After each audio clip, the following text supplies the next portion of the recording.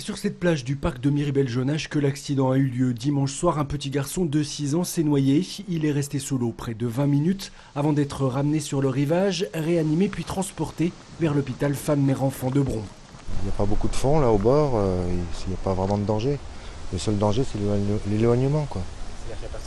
Il n'y a personne qui peut intervenir rapidement. C'est ce qui s'est passé, ouais. Ces plages non surveillées, il y en a des dizaines sur tout le site. Calmes, à l'abri des regards, elles attirent les baigneurs, mais elles sont également très dangereuses. La baignade y est en théorie interdite. Les personnes qui se baignent, c'est à leur risque et péril. Et toutes les noyades que nous avons eues sur le parc de Miribel-Jonage ces dernières années, et encore cette année, sont des noyades qui se sont déroulées là où ce n'était pas surveillé, là où c'était interdit. Le parc appelle donc à la vigilance et ne donne qu'une seule recommandation, se baigner sur les 4 plages surveillées où les maîtres nageurs scrutent en permanence le lac. Les équipes de surveillance, elles, sillonnent le reste du parc, mais elles ne peuvent pas forcer les gens à sortir de l'eau. On fait de la prévention au niveau, lorsqu'on trouve des enfants seuls ou des personnes en état d'ivresse, etc. Mais sinon, on peut pas intervenir, c'est pas possible. En moyenne, chaque année, 2 à 3 personnes trouvent la mort dans le lac de Miribel-Jonage et 30 personnes sont sauvées de la noyade par les sauveteurs.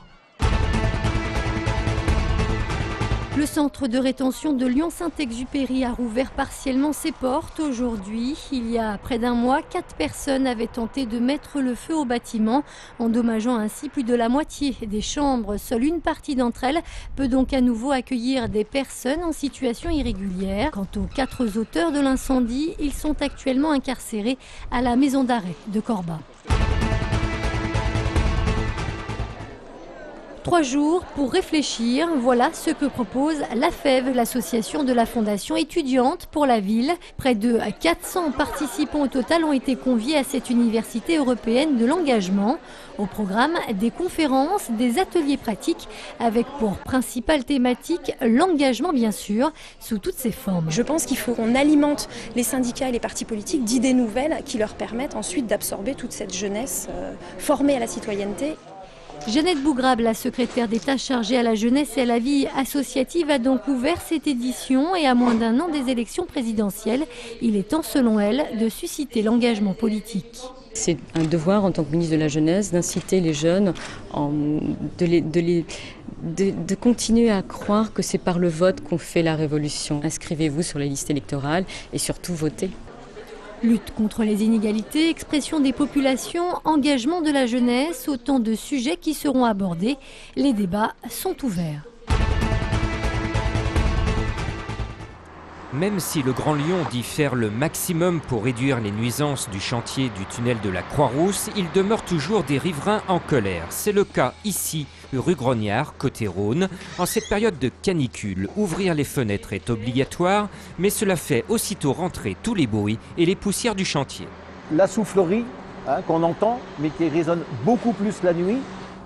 Le marinage, le déchargement et surtout le rechargement du marinage dans les camions. On l'a compris, il est difficile de trouver le sommeil ici. Fenêtre ouverte ou fermée, cela ne change pas grand-chose au dire de ce couple. Ils ont même été réveillés en sursaut ce matin par un tir à 6h25. On se met au courant d'air, on essaye d'ouvrir la rue Grognard, mais c'est encore plus infernal. Il faudrait qu'on couche presque à la salle de bain qui est complètement à l'opposé. Là, on entend moins. Pire, selon eux, les vibrations du chantier ont abîmé leur plancher, provoqué des fissures et même fait bouger ce meuble. Et depuis les termines jusqu'à aujourd'hui, eh bien, ils fissurent, les lattes s'écartent de plus en plus. La cuisine incorporée était complètement contre le mur et les vibrations l'ont fait décoller du mur. Les nuisances diminueront lorsque la circulation sera totalement interdite dans le tunnel. Le Grand Lyon n'a pas fixé ni la date ni la durée car tout est lié à l'évolution du chantier. Je suis vraiment fait beau, j'ai même pas eu le temps de prendre la douche, j'ai enfilé mon costard et puis voilà, voilà, ça passe, c'est pas grave. Il fait beau et il y a la bonne humeur, donc c'est une bonne chose.